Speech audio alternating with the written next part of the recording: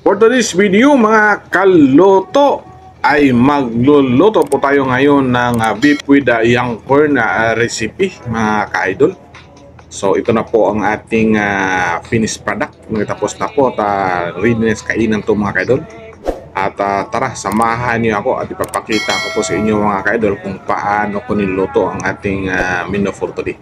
So ito po ang yung lingkod mga ka-idol. So start na po tayo. Lagay tayo ng 1/4 cup of cooking oil, chop garlic. So isutin natin until mag-brown siya at maglagay tayo ng 1 piece of chopped onions mga ka-idol, 3 pieces of green chili, ginger.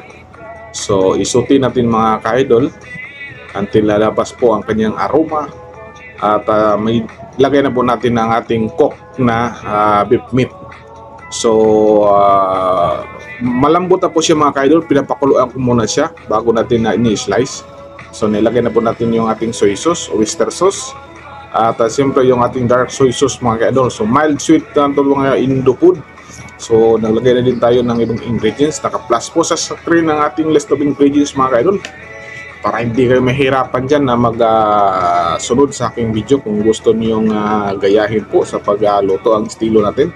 So naglagay tayo ng substock mga ka-idol. Yung ating pinaglagaan, kinuha natin ng konting sabaw, yun lang ating linagay para mas malasa siya mga ka-idol pag ginagamit natin yung kanyang pinagpakuluan. So nilagay na po natin ng ating red and green bell pepper.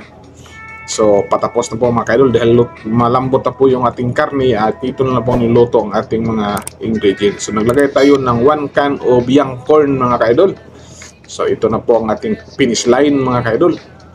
Ay talagang mapalaban tayo sa kainan. So kung bago ko lang po sa aking channel mga ka-idol, huwag niyong kalimutan na magbakas ng comments, mag-like, mag-share.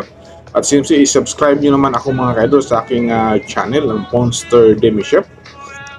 Bisitahin na po niyo mga ka-idol ang aking Facebook profile. So may mga video tayo mga ka-idol, marami. Cooking tutorial na funny video mga ka-idol. So ready for serving na po tayo mga ka-idol. At ito na po at dito pagkatapos to kainan na mga ka-idol. So maraming salamat po sa inyong walang sawang pagsuporta sa akin at sana po ay magustuhan po ninyo ang aking menu for today. So don't forget to subscribe. Bye bye.